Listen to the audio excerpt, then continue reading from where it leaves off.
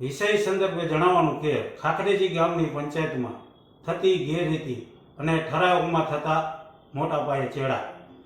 જેમ કે ખાખરેજી ગામની બેઠકની અંદર 7/7/2023 રોજ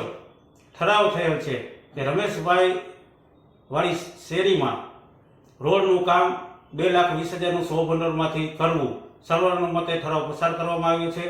જેની તાંત્રિક મંજૂરી 4/7/2023 અગાઉ મળી ગઈ છે, 4 દિવસ પહેલા. તો આ રીતે ખાખરેજી પંચાયતની અંદર ચેડા થઈ રહ્યા છે, જે બદલ આ બાબતે